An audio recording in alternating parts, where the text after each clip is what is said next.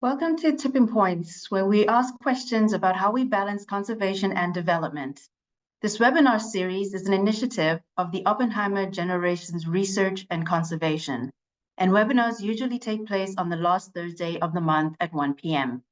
I'm Dr. Nkabeng Mzileni, the General Manager of the Cape and Arid Research Center at South African National Parks, where I facilitate strategic science management support for national parks. Ahead of Women's Month, the focus for today's webinar is on powerful women in conservation. We will discuss their unique journeys, challenges faced, and recommendations to open up the conservation field for more women. I'm glad to be here with you all and look forward to productive and insightful discussion. Please be aware that this session is recorded and will be available on the Oppenheimer Generations Research and Conservation YouTube channel. This is also where you can catch up on webinars you may have missed. I encourage you to sign up for the OGRC, the Oppenheimer Generations Research and Conservation quarterly newsletter, and also stay tuned to OGRC's social media channels so you don't miss upcoming webinars and announcements. We are excited to have such a good turnout today. Please continue to introduce yourselves and engage in the chat box. And don't hesitate to use the chat box for any questions at any time during the presentations and during the webinar. Today, I'm pleased to introduce our panel experts, Dr. Gladys Kalema-Zikusoka. She is the founder and CEO of Conservation Through Public Health, an NGO which protects endangered gorillas and other wildlife through recognition of the interconnection between people, animals, plants, and the environment. She established Uganda Wildlife Authority's first veterinary department in 1996. Her memoir, Walking with Gorillas, The Journey of an African Wildlife Vet, was published in 2023. Our second panelist is Ms. Nkabeng Mzileni. She's a conservationist with an interest in research community engagement and policy development. She holds a master's degree in biological sciences, specializing in pollination biology from the University of KwaZulu-Natal. She's a senior manager, youth leadership program at the African Wildlife Foundation. And our final panelist is Dr. Sakile Siletsena. She is the head of the Science Policy and Governance Unit at the Secretariat of the Convention on Biological Diversity, where she oversees the climate change, forest, ecosystem restoration, drylands, marine, protected areas, agriculture, freshwater, and invasive species programs of the convention. Previously, she worked for the Green Climate Fund's Office of Governance Affairs, where she was responsible for managing the relationship between the fund and the United Nations Framework Convention on Climate Change. I'd like to introduce our first speaker, Dr. Gladys. While she is speaking, please feel free to put your questions in the chat box for us to address at the end of the presentations. Dr. Gladys, the floor is yours. Thank you so much, Oppenheimer Institute, for inviting me to speak. I'm speaking right now from Bindi Impenetrable National Park, home to just under half of the world's mountain gorillas. I've been working with mountain gorillas for close to 30 years. I started off as a vet student in 1994, and I've never left. And one thing I found in my career, my conservation career, is that if you don't engage women, you're missing half the story and half the impact. And I think my life has been representing that all along. And I'm looking forward to talking to you about the work we're doing at Conservation Through Public Health.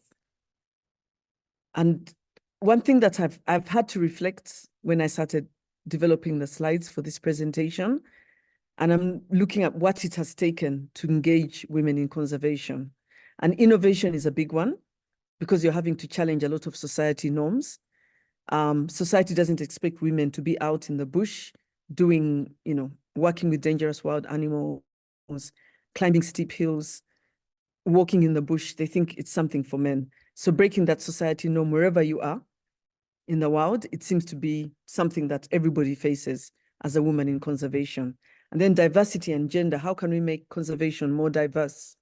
By engaging women in conservation and engaging youth in conservation. And engaging women is not all that simple as it looks. It has to be very intentional. because a lot of the time everyone thinks, can this woman really manage? This morning when we went to check on the gorillas, we had a woman tracker. I was like, wow, women are not normally trackers. The ones who go with the panga and chop the ground in order to get to the gorillas. It's normally men who do that. But she's a really good woman tracker, and I was so excited to be with her today. So we had one woman and one male tracker who we went with to the gorillas. And women leadership is very important, because when people see women in leadership positions, they also feel inspired to get there as women. Also, women leaders are more able to address the concerns of both the women and men in the organizations that they lead. If it's just male leadership, a lot of women's concerns are not addressed as well. And then having female role models is really important to get people engaged in conservation, and they keep us going. We look at what they've achieved, and we also want to follow them. And that really helps, not only looking at them, but also becoming a female role model yourself. So at the age of 18, I had the opportunity to revive the wildlife club in my high school in Uganda, which was how I got into conservation. It was a wonderful experience. We took the students to Queen Elizabeth National Park, and at the end of it, I felt like I wanted to become a vet who also works with wildlife. And then I was always inspired. I finally got to learn about the trimates when I started vet school. I met Dr. Jane Goodall when she gave a talk. Unfortunately, the late Dr. Diane Fossey had died by the time I got into conservation, but I also got to meet Dr. Birite Gaudikas, who's standing next to Jane Goodall. And she wrote in her book, "Follow your dreams and the rest will follow." And ever since, I've always followed that. And then Professor Wangari Maathai is someone I never met, but who always inspired me, from Kenya. So at the Royal Vet College, University of London, 60% of my class were women, whereas in Uganda, 10% were the women at the vet faculty. And when I would give talks, sometimes there were no women in the class. But 3% of my class were from Africa and the Caribbean. And I got involved in primate conservation more through research that I did when I would come home for holidays from the vet college. It was a very exciting time for me, doing studies on the chimpanzees and the mountain gorillas. And it was just really nice to be out there spending time in nature. People are very supportive of me, although I was the only woman, because I had a unique skill, a unique research that I was doing. But challenging society norms. When I became the first wildlife vet in Uganda, later on people referred to me as the first female wildlife vet, but I just happened to be the first wildlife vet who happened to be female, because a lot of people don't think that a woman can do something before a man. But in this particular shot, we're translocating elephants from Mubende to Queen Elizabeth National Park. This was a very exciting time. I also got involved in leading a team to translocate giraffe from Kenya to Uganda, because we were only remaining with one female in Kidepo. And as we speak now, we have over 50 giraffes, which is fantastic. But you can see in this particular photo, as the only woman in a sea of men in that particular photo. So treating gorillas was always a big thing, because people are like, you shouldn't touch wildlife. But because I brought a unique skill to the table, I think I got a lot of respect. And there were all lots of reasons why we needed to treat them, why we needed to intervene. But at the end of it, people realized that vets are really important in conservation. And I was very excited about that. But what got me started my One Health journey is when people made gorillas sick. This baby gorilla died because it picked up a disease from the local community when the group went outside the park to eat people's banana plants, and they came across dirty clothing on a scarecrow and picked up scabies. The baby died, and the rest only recovered when we treated them with ivermectin. So I was asked to lead a program to start health education workshops in the local communities to prevent human and gorilla disease transmission. And that's when I developed these brochures. Just before we started to do that, I actually took my mother to see the gorillas. She was always very reluctant for me to visit the gorillas at the beginning when I was studying them as a vet student, because she thought they would maul me. She's someone who's always encouraged me to do things, but she was a little concerned about that particular species of animal, maybe because of Hollywood and King Kong. But I have to say that when she saw them, she said, oh, they're just gentle vegetarian giants, because I was being very lucky. She has always been supporting whatever I want to do, even if it was out of the ordinary.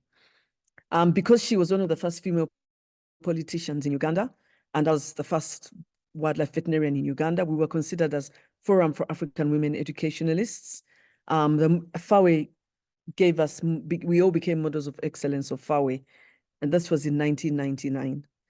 And so in 1999 and 2000, I was asked to lead health education workshops to prevent people making gorillas sick by improving their hygiene.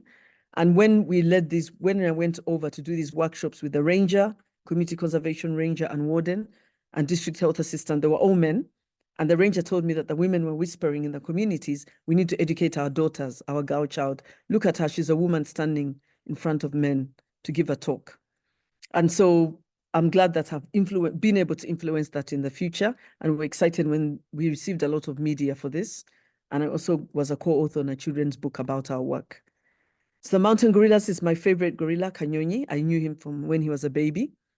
And what we address at conservation through public health is habitat loss and poaching. And we prevent zoonotic disease transmission through an integrated program of wildlife conservation, community health, and alternative livelihoods. So we train the rangers in gorilla health monitoring. Still, majority of them are men, but at least more female rangers are coming up. 20% of the rangers are women. And these two ladies, these two vet students were coming from University of Dublin and University of London, Royal Vet College, where I went. And this is our third founder member, training them to do some sample analysis for parasites and stress in our center built by Task Trust. One thing that I've really enjoyed about our work is that because 51% of the people we engage are women, because we do a lot of healthcare, women are traditionally known to lead in healthcare and promoting family planning, whereas men are known to lead in conservation and natural resource management. But because our approach looks at both together, we're able to equally engage women and men. And I think it's important to equally engage women and men, not one above the other. And we're glad that we're able to achieve that through our village health and conservation team that reaches several households. We currently have 429, reaching over 10,000 households all over the park where there's high human and gorilla conflict. And women can now stand up and give a talk to their community, which is very exciting. So Hope is giving a talk to her community. I'm glad to have made them confident and inspired them to do that when we've held those first health education workshops a few years earlier. And they're able to give family planning injections. We worked with Family Health International to set up this program. We've actually found that men cannot allow their wives to go and get an injection at the house of a man. So it's only women who are really able to carry out this particular intervention. So it's thank goodness that we're engaging women in conservation, and it's being sustained through group livestock and livelihood projects. We're also excited to engage women in conservation through our social enterprise, Gorilla Conservation Coffee. We're building a global coffee brand to save gorillas through coffee. When we first started out, only 5 out of 75 were women, because a lot of women don't own land. But now we're finding that 230 out of 600 farmers are women. Either they're women who own land as widowers, or their husbands allow them to run a coffee farm and have their own coffee farm, which is very exciting.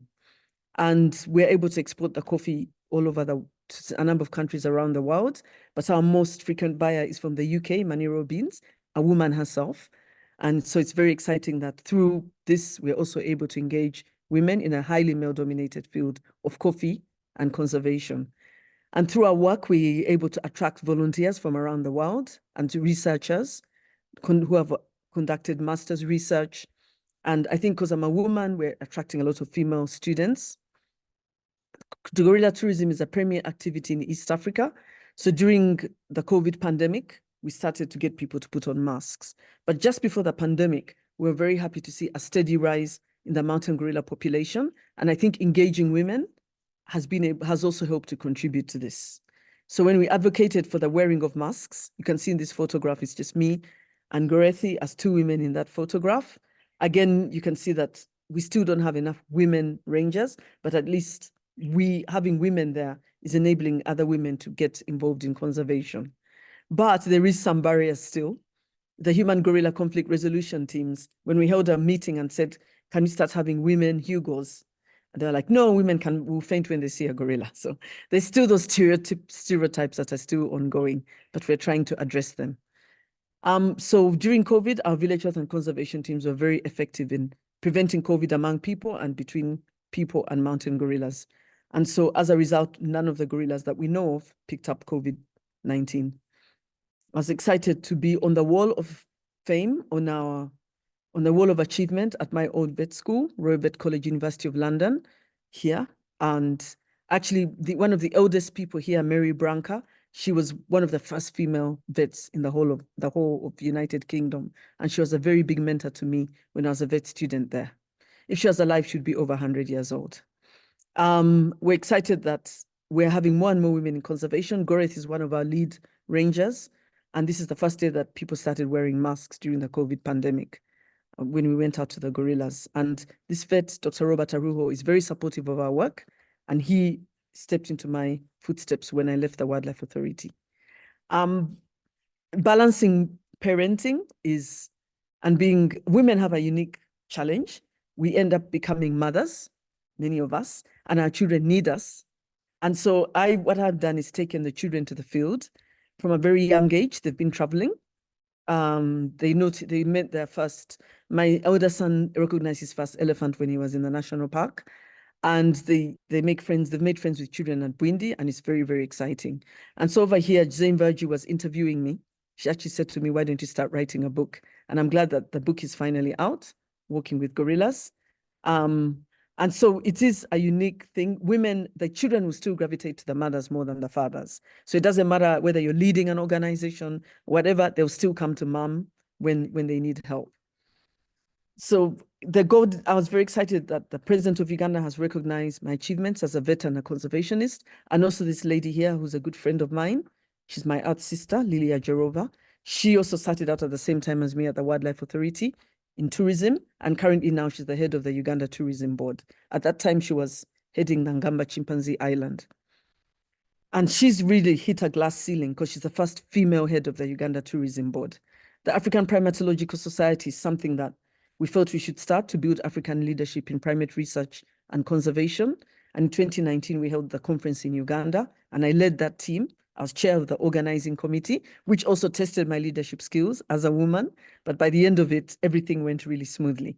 I realized that sometimes you have to allow everybody to express what they want, which is how women are. We are normally very collaborative. But at one point, then you have to lay down the law. And I think it worked really well. Everybody was excited. And it went really well. And we did have ministers attending. And a lot of young women came up to me and said, I want to be like you. It's good that you volunteered at the zoo. It's good that you worked with the chimpanzees or gorillas in the wild when you're very young. We want to be like you. So having female role models in conservation is very important. The Queen of Buganda is our patron. She's a very strong leader in Uganda, one of the most respected. And this is when we were celebrating 10 years of the organization. We also took her to visit the mountain gorillas, and she was the first queen in the world to do it. She's also just written a memoir called the Nabagereka, which is the name for queen in Buganda. And my sons have been able to write. My elder son wrote this book, Zookeeper for a Week, based on all the time he spent with us in the wild. And actually, he's also here at Bwindi right now. And his younger brother managed to write an article about COVID-19 and gorillas during the pandemic. And so the UNEP, I was very excited when they recognized I was one of the UNEP champions of the earth, science and innovation in 2021. And I really emphasized that we need more local champions because they're the people who become decision makers for their communities and countries. I'm excited to have received an award from Wings. They support women in discovery and exploration. And my mom was able to come for this event, her last long trip outside Uganda, and everybody loved her. She was probably the oldest person in the audience. Right now, she's 95, and everybody just loved her energy as a very strong woman. My mother-in-law was also able to join. She's over there with my father-in-law and my nieces and nephew. And I'm so excited to become a BBC 100 woman.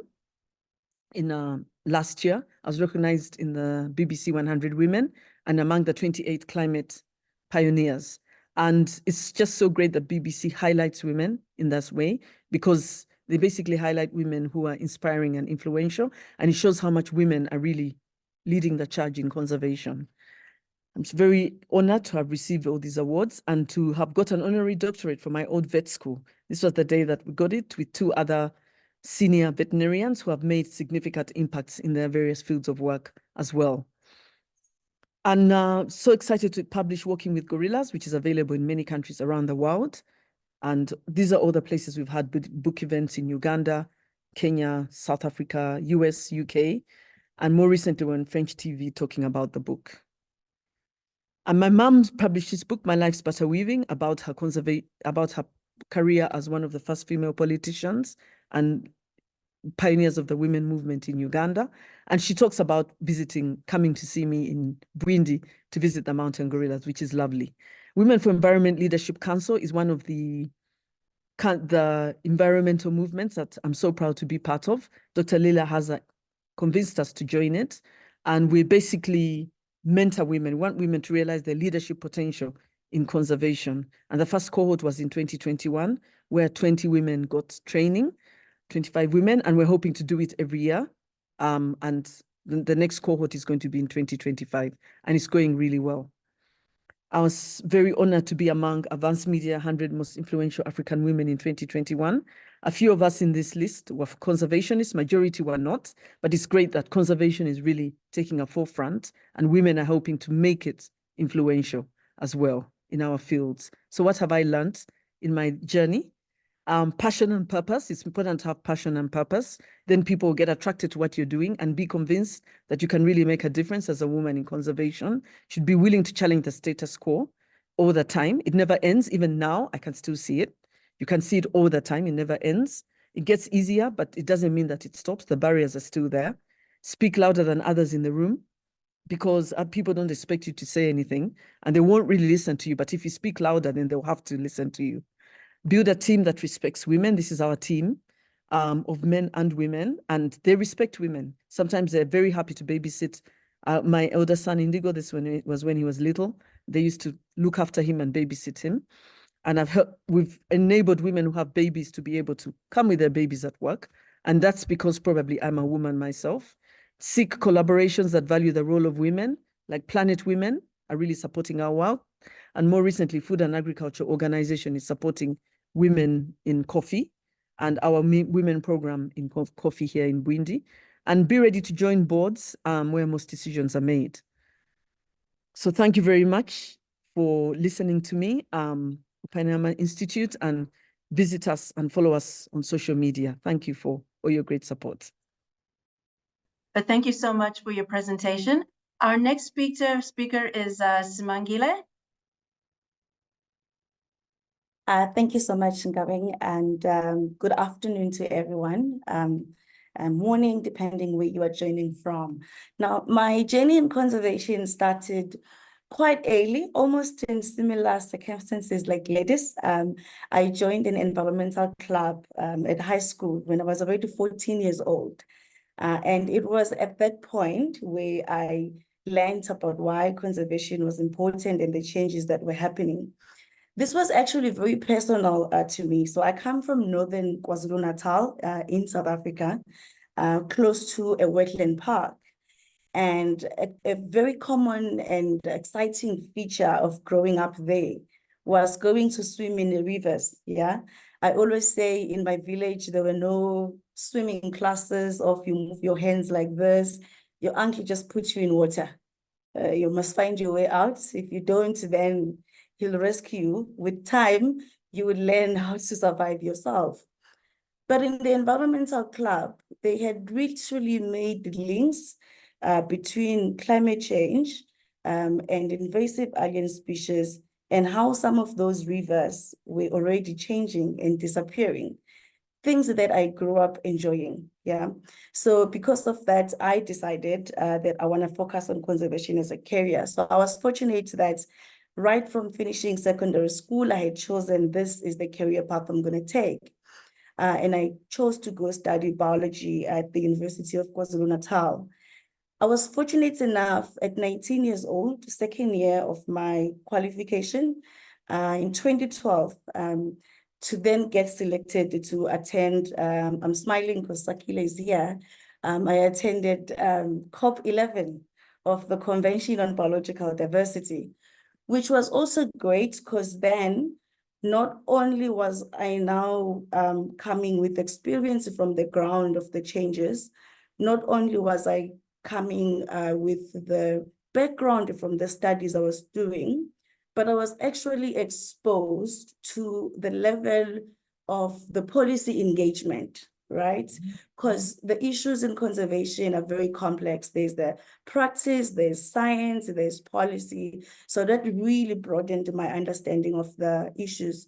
So exactly from that time, I have remained in conservation. I want to touch on the two challenges amongst many that I've faced, and leave others for all of you to share your stories, as I know some of our challenges may be common. I mentioned that I come from Northern KwaZulu-Natal in the villages. And I also got to work years later. I went back to work in an oceans project, working with local communities.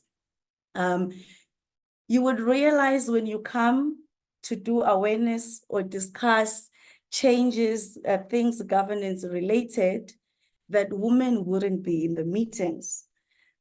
Also to say, softly, sometimes are not allowed to join those meetings because of the cultural context. Now, the challenge that comes with that in reality is because of gender roles, women in those areas are the ones collecting water, collecting firewood. So you have a critical component of society that engages with these natural resources daily, whose insights ideally should be very important on how we manage those resources. But because of the context, they are the very same people who can't be at the table to share their experiences and contribute. And it's a really big challenge that, of course, systematically, we must see how we address.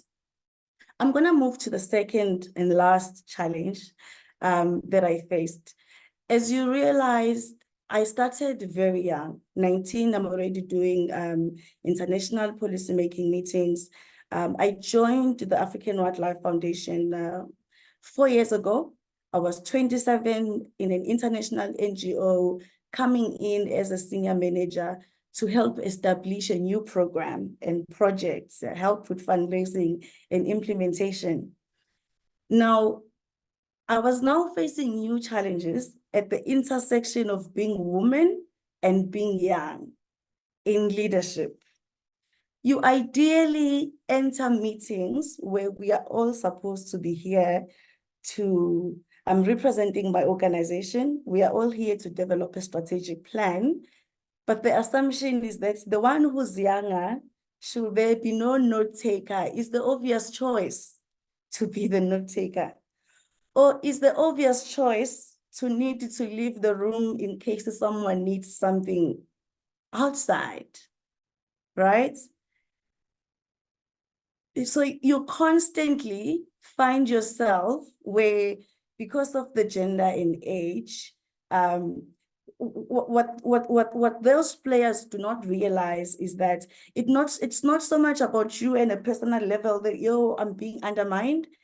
At a greater level, it's about how the world is missing out on the insights and the experiences of young women, just because they've chosen to not think they have something to offer, right?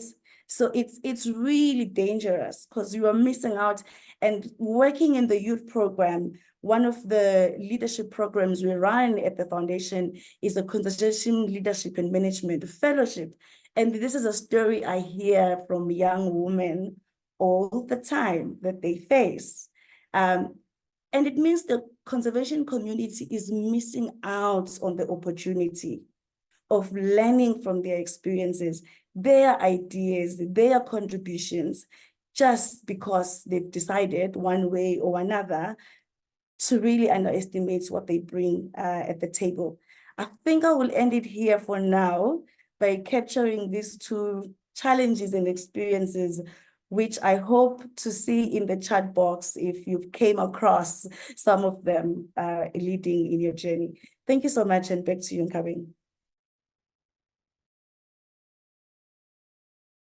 Thank you so much, Simangile. And indeed, please continue to put your questions into the chat box for our panelists to address at the end of our discussion today.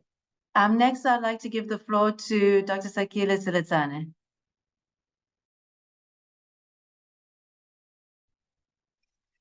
Thank you. I hope you can hear me. Zoom is doing funny things here.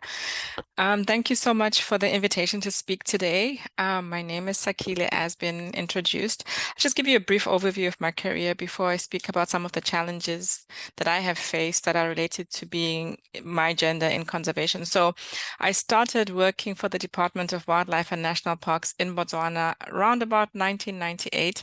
It's too early in the morning for me to be able to tell you how many years ago that was.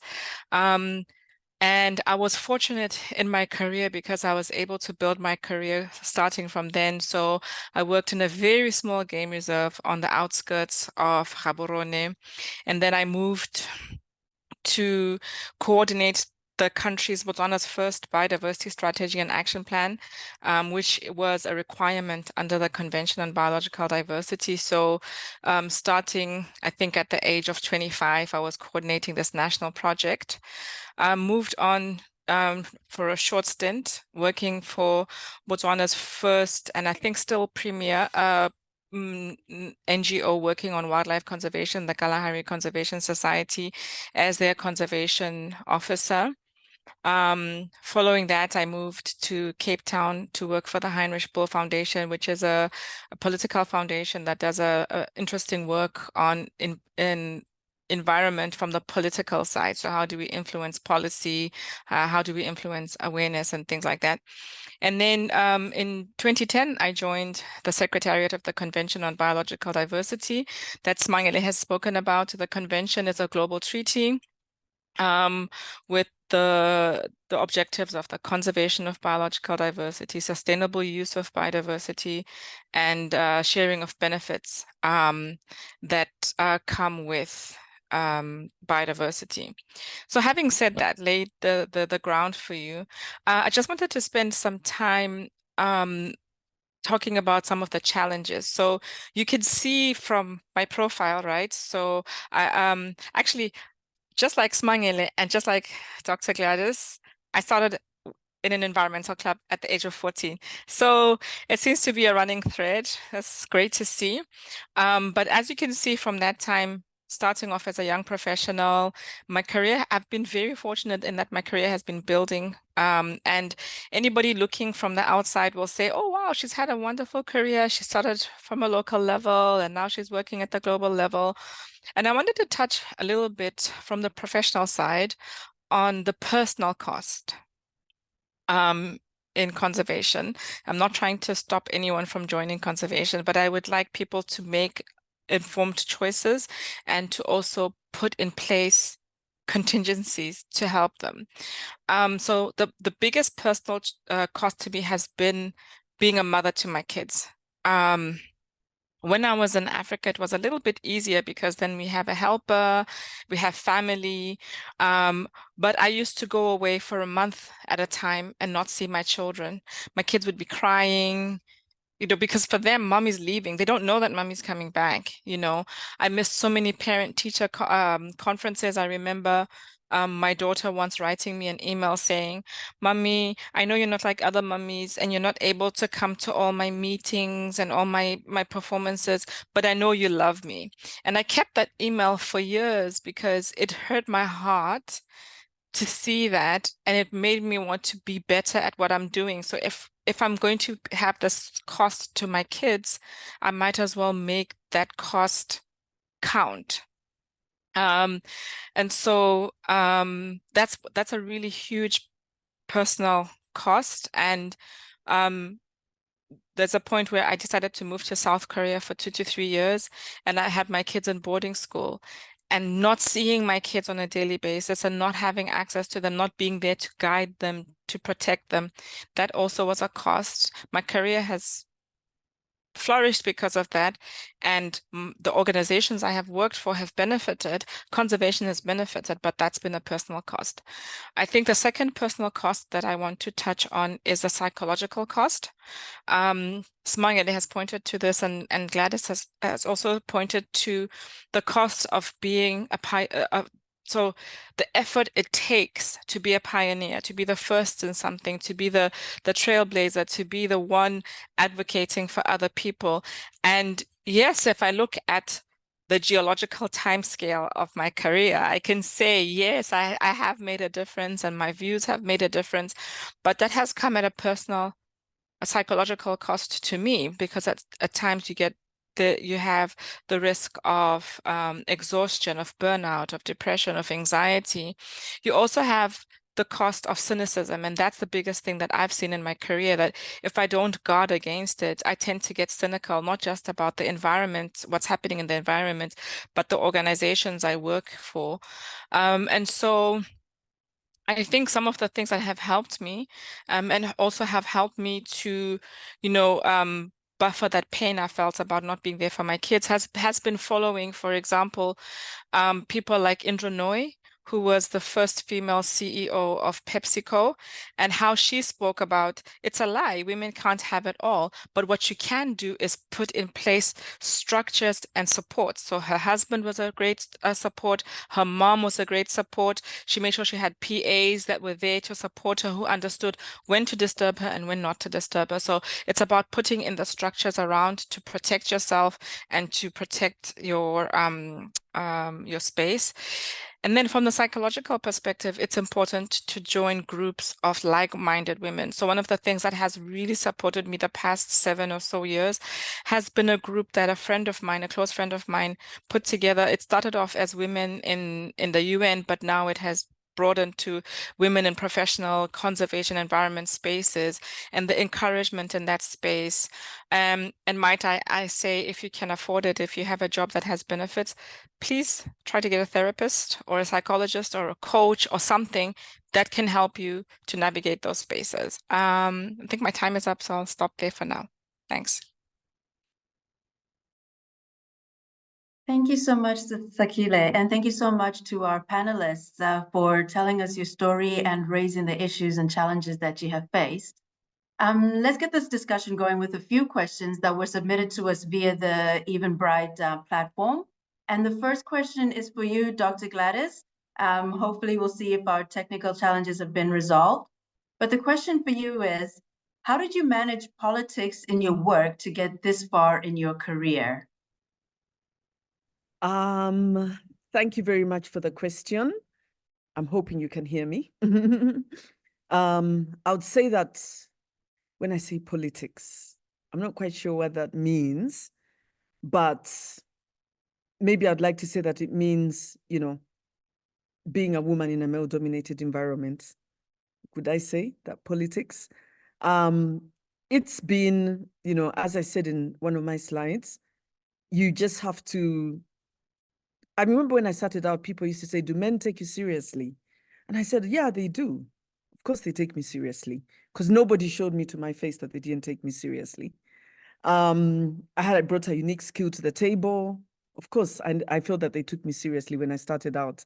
But 20 years later, I was on a Women for Conservation retreat, which was hosted by National Geographic. And one of my fellow Ugandan conservationists, she was a junior researcher when I started out as a first vet in the Wildlife Authority. And she said, I'm so glad to have finally met you in person, and we can talk, because she said, when you started out, a lot of the men used to say that you can't do it, you can't manage, At the time, my mom was a minister, and they were like, just because her mom is, a member of parliament or a minister, she can't manage to move elephants, she can't manage to treat wildlife. And she said, and I'm glad you proved them wrong. And I just thought to myself, can you believe it? If I had heard it at the time, it could have discouraged me, but now it doesn't discourage me anymore. So maybe when it comes to politics, it's like, just focus on your goal, your main focus. Don't allow people to discourage you, and just keep going. And then look for people who can support you along the way, because wherever you go, there'll always be people who support you and people who won't support you. When I was writing Working with Gorillas, one of the most difficult chapters to write was women in conservation. I wrote a chapter on women in conservation, and it was hard because they had to be very vulnerable and reveal things that I didn't have to talk about in the rest of the book. Some of them were quite painful, revisiting them. But it was really important to get it out, because a lot of women face similar struggles. And one thing I can say is there will always be people who support you and people who don't. There've also been many men who have supported me along the way, and many men who haven't. as well as women. So it's all about finding those people who support you, who can really, you know, finding that support network, which is kind of what Sakile has been talking about.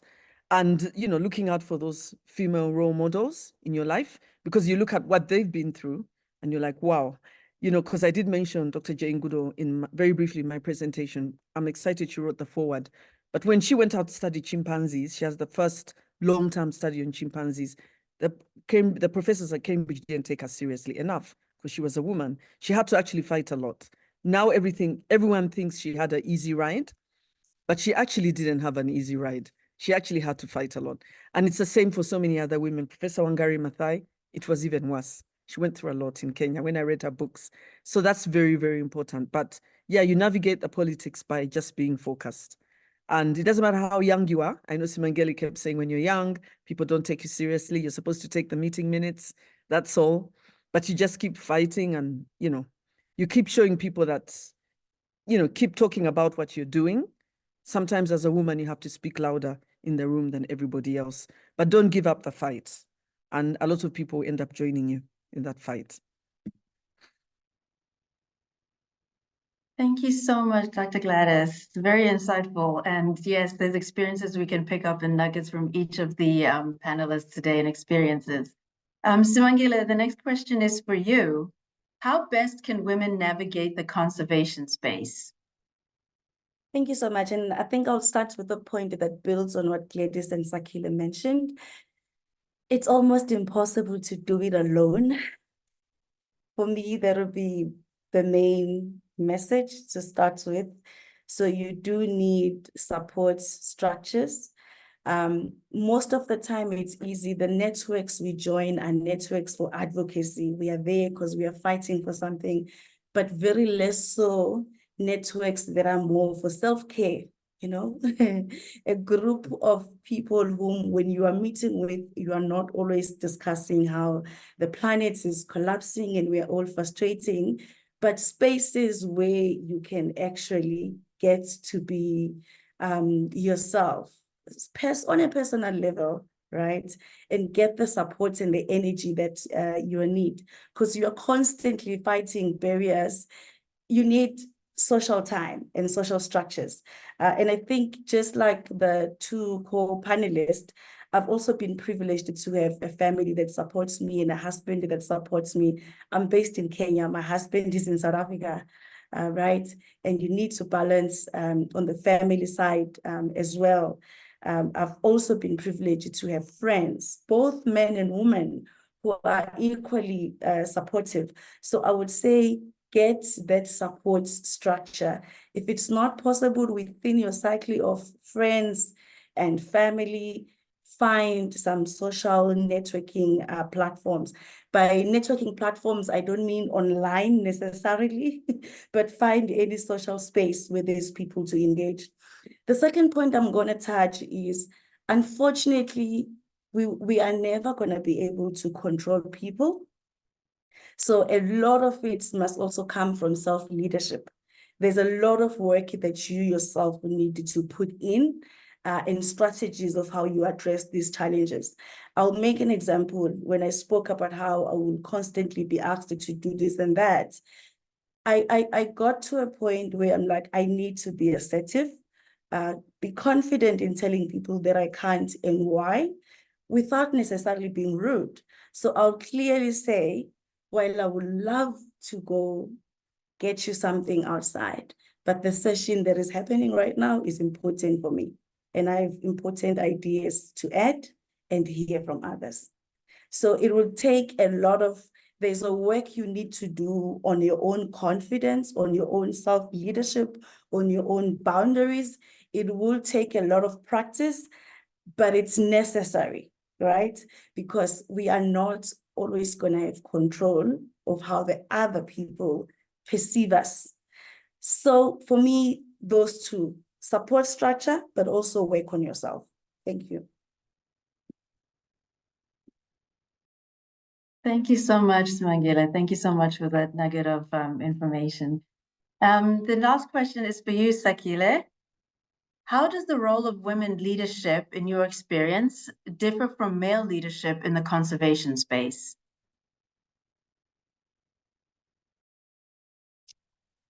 Thank you. Actually, so in my presentation, I started with the challenges, but one of the things that I want to note is that for me, unlike many women in conservation, I've actually had really supportive supervisors, and all my supportive supervisors have been women.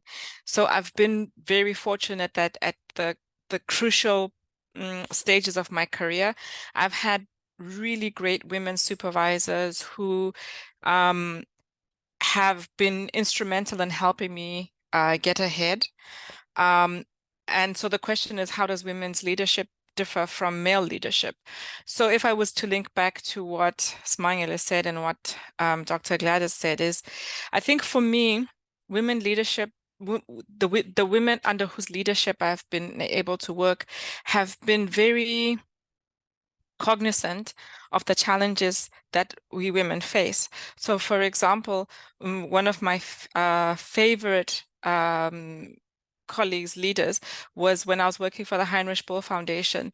And you know, I came to her, I told her I have a problem with scheduling because I have to take my kids. If I come to work at 8, I live an hour away, I have to take my kids to daycare. It means I have to leave my kids at daycare at 6 a.m.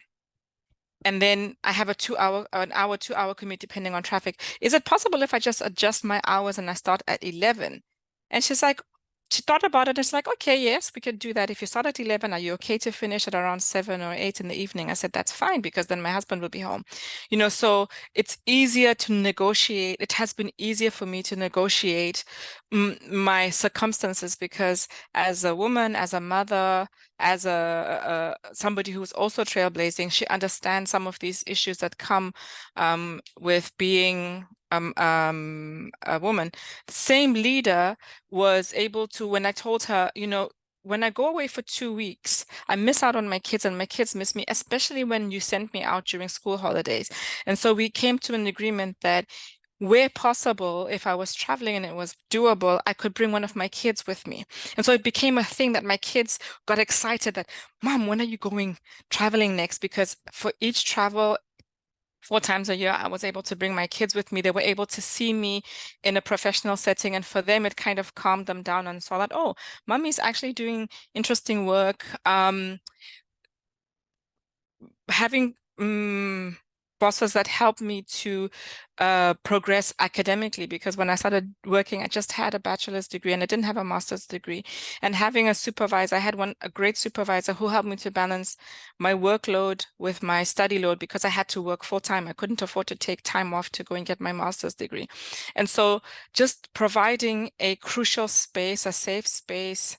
And I find that now, when we bring it to the professional space, I find that having women leaders, they hold space for women to express themselves.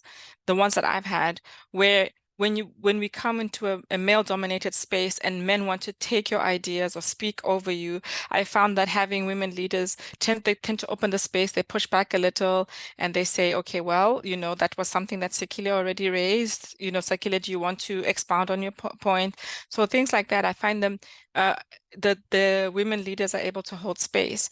I'm not saying that my their male counterparts weren't, but because men operate in the space where the world was made for them, the default in the workspace is a male default. They can't see some of the issues that women have or that are important for women, and so that's the only thing that I would say. I think that not just in the conservation space, there should be like a gender awareness course that is mandatory for every man entering any kind of workspace, to be able to understand some of these dimensions. They're soft issues, but they actually are important in enabling women to move forward in their careers. I'm not sure I was able to articulate myself well, but I hope I was able to share some of my insights. Yeah. No, thank you so much, Sekile. And this has been a fantastic platform. And thank you to all the panelists for your answering the questions and addressing some of the concerns. And this is a great introduction of allowing people to also express themselves. There's a lot of activity happening in the chat, as you can see. If we were to take questions that have been opened up and brought forth from the chat box, the first question actually is for you, Simangile. If you provided insights on running conservation programs with minimal female participants due to gender roles.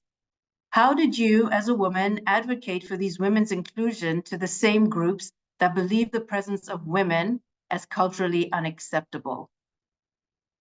Yeah, thank you so much. I think I'll give you two practical examples of how on the ground we managed to still ensure that women can have that voice, right? Because sometimes you can't change the cultural setup, but there are effective ways you can engage while working with that leadership. Firstly, it was a point of, yes, women can come to these meetings, but secondly, women are busy. I'm putting that in quotation marks. Busy in the sense that morning is time to go get water. You are cooking during the day because in the afternoon when the husband comes back, they need to have food. And no husband would allow their wife in the village in the evening to go to some meeting elsewhere.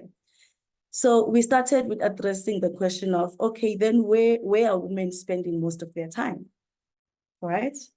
Does it then help to say, instead of calling women to meetings, yes, you will inform the leadership that we do need to engage women. We understand they can't come here, work around getting the approval to meet the women anyway. But where are the women? If the women are in the markets, instead of calling a meeting in a community hall and asking women to come, and they'll be in quotation marks in trouble if they left homes, but you can go to the markets, yeah, for the ones that are selling and have those discussions there. There's almost a standard time from when they're collecting water.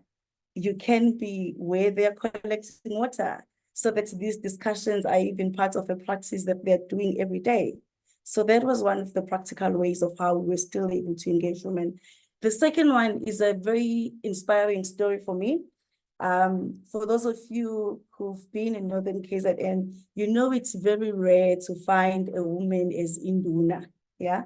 I'm trying to find the right word for Induna. A chief, yeah? Or to that level, yeah? But a traditional community leader. In one of those communities, because of a background story I won't have time to share, Induna was actually a woman, right?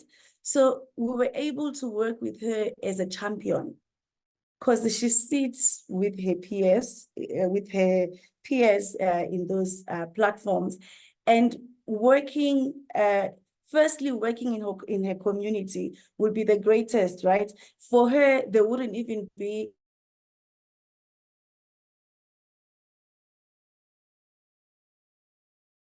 okay, if a few women are there, they're not allowed to sit, or no. For her, there would be no distinction like that, right? It's saying my line is unstable, just checking if you can still hear me.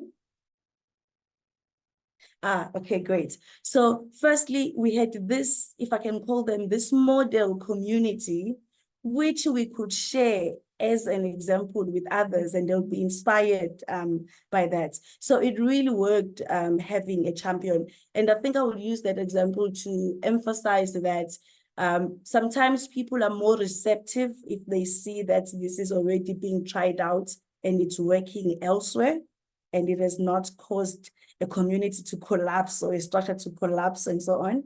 So in that sense, I really encourage the use of good case studies as a way of advocating for change elsewhere, because you are able to tell other communities, you know, we are already doing it there, you know, women come and participate. It has not resulted in disrespect as you fear, for example, and so on. So those are some of the two ways. One, working with champions specifically, because we had a very good model champion or community in that sense. But also secondly, making the effort then to understand, if you can't do it within the existing structures, how do you still work with what we have, especially understanding community dynamics.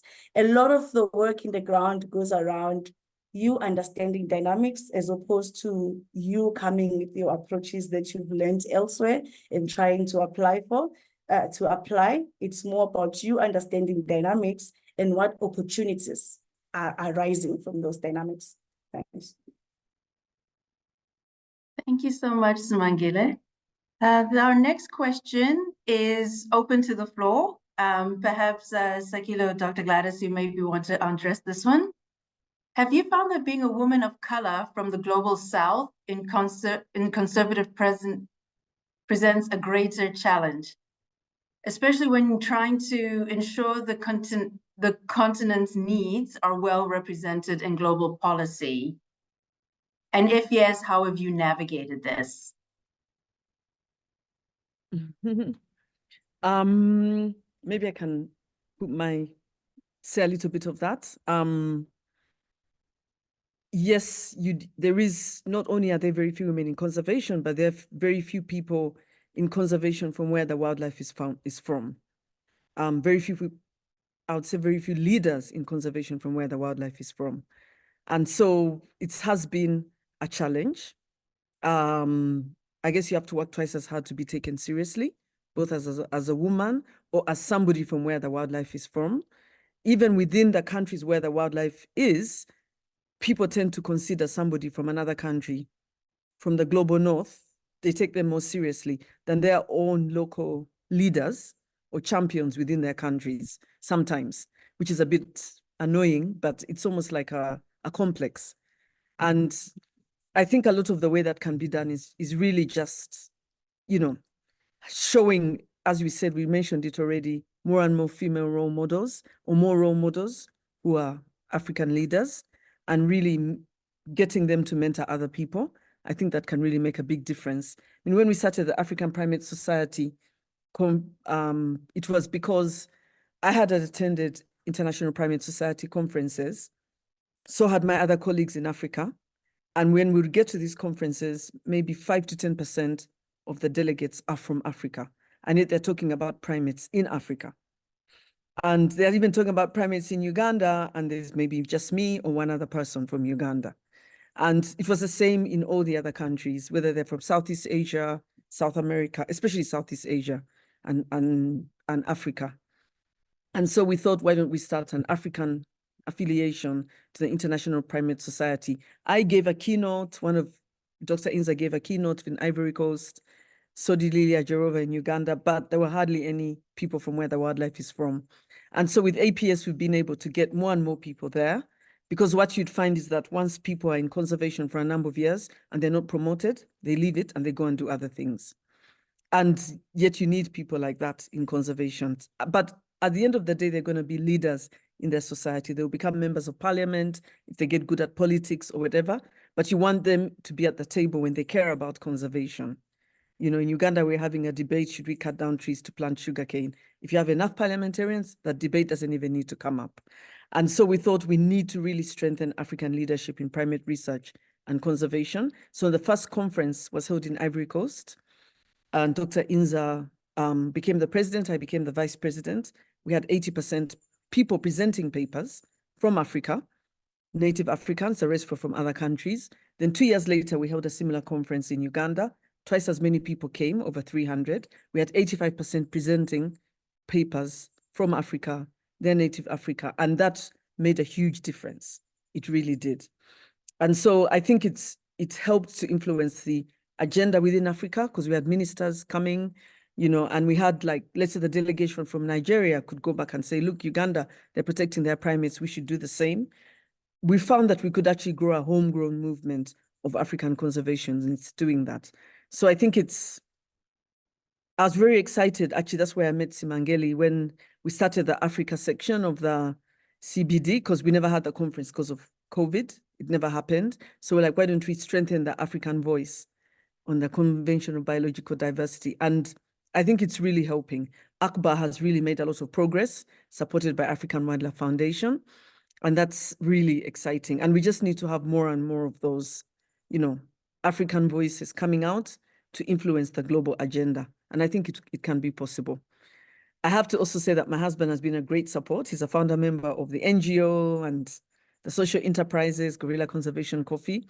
And that really also really makes a big difference as well, having supportive network of partners and people who you're with. Thank you so much for your response, Dr. Gladys. And actually, We the have next time. conference is in South Africa this year. The third conference for APS is in South Africa this year, in Cape Town. That's fantastic. Near Johannesburg. That's fantastic. And please, if you could share more information about that, I'm sure other colleagues will be very interested to join in the audience as well. We have time for just one more question. And Dr. Sakila, this one is for you.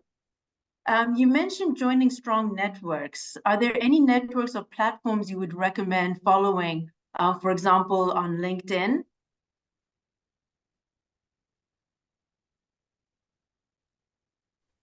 Thank you. So actually the network that I mentioned was it's a WhatsApp group that my friend started 7 years ago. So it's more of a private group. There is one on Facebook. I can try to find the link and send it to the facilitators in case they can post that information. However, I know that I just noticed that Dr. Gladys posted something in the chat that might be useful for the participants.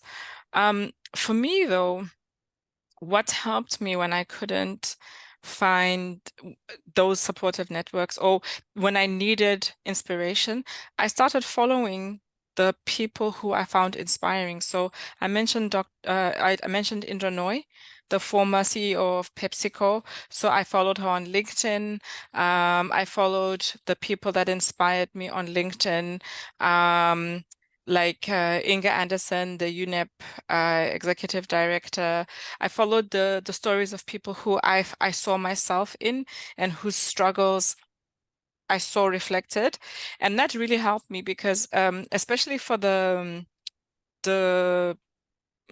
LinkedIn space, they tend to post not just professional work related stuff, but they also post insights, because especially when they've written books, right? So they'll post insights from their books and stuff. And so I really found that are very helpful. So I would say, yeah, to try to look at LinkedIn, to try to find people whose stories reflect yourself or whose progress reflects the progress that you're trying to make in your life, and try to do that.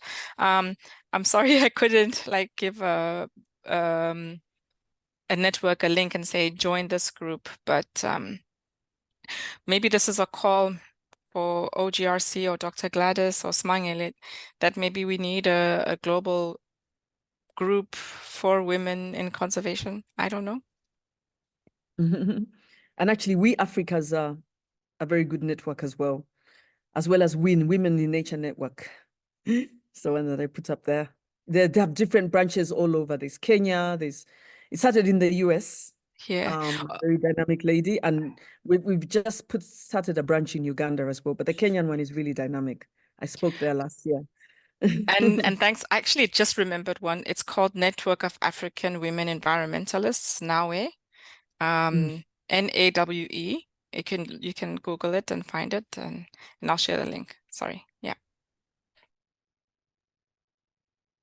Thank you so much. Thank you. I think additional information can be put into the chat, or the organizers will assist. Thank you. And thank you all for your insightful questions from the audience and from the platform. But we have reached that time where the webinar is about to come to a close. So we're going to wrap things up now. But I want to express my thanks to Dr. Gladys, to Smangile, to Sakile. Thank you so much for your sharing your insights and your experiences with us and being raw and honest. It's very appreciated. The next OGRC Tipping Points webinar is scheduled for the 29th of August, with a focus on the Journey Ward Oppenheimer Research Grant, and it'll be the top 3 finalists. You can follow the link that will be included in the chat box for you to register. And please sign up for the OGRC quarterly newsletter to stay updated on future events. And you can find the link also in the chat box. And for those who missed any part of this webinar, and for the sections that we may have not quite caught during the first presentation, it was going to be recorded and uploaded to the OGRC YouTube channel. And in addition, a summary of this webinar will also be made available on the OGRC website. And once again, thank you for all our participants and to the audience. We look forward to welcoming you next tipping point and in August. Have a great day further and goodbye. Bye-bye.